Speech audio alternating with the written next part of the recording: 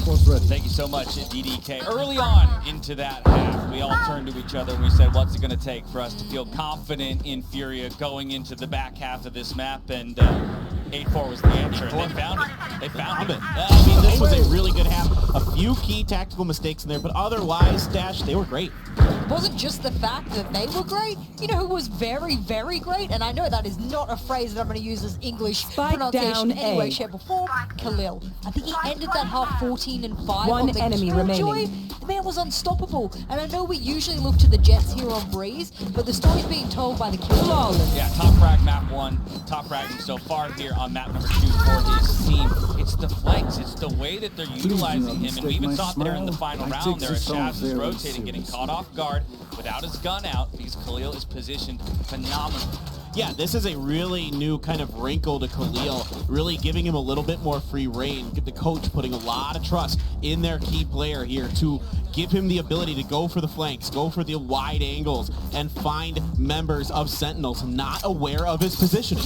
Yeah, I mean, that's just a phenomenal player. I know you went absolutely nuclear on the pre-desk about him. You're like, you gotta watch this man. He just knows how to hit everything. He's awesome. And now he's playing a little bit of a different style to what you expected, and that's giving him even more free reign to do whatever he wants. This highlight reel should be enough to tell you that not only is he able to use his utility to peak success, it's not just that, but he's also able to get the shots down on. And I know you and I were talking about before the fact that Furia, they like to force on their second round. We haven't seen it.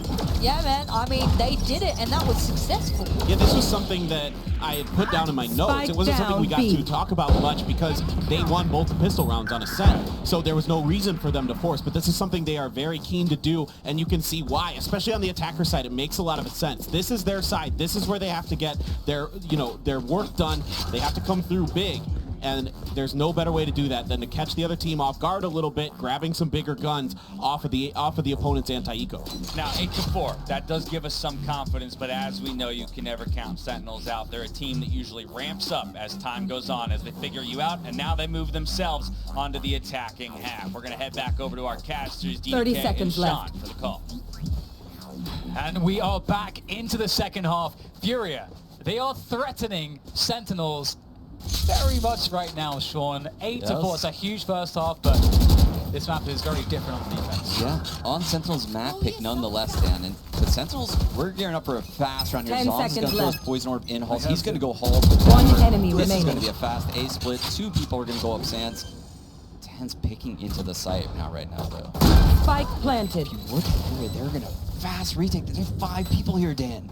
Oh, they might actually catch them before they get the cross angle, and actually that's really interesting. Maybe yes, he's got that Sheriff in hand doing the damage, dashing back, but Furia trading quite nicely, 3 versus 3. And in fact, it's now Furia that's one man to the good. This is just deathmatch right now between these two teams. Oh, 10's edging forward, gets caught in the open, and Furia pick up another pistol round. Ooh, 3 of 4.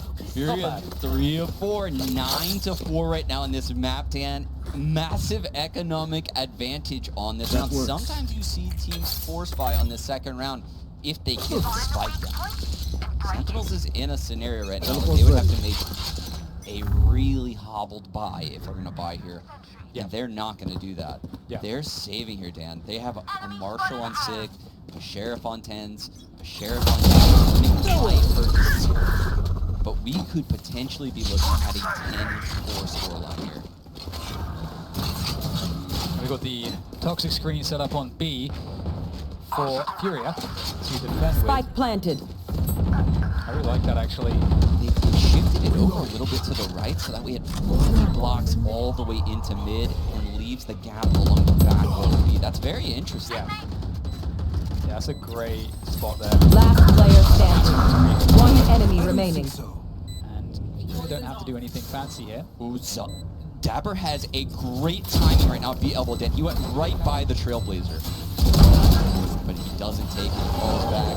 And meanwhile in Halls, big presence being made by Zombs. He gets taken out by the double damage shock dart. Brutal. And there we go, some of the numbers whittled away for Sentinels. There is certainly strength in numbers.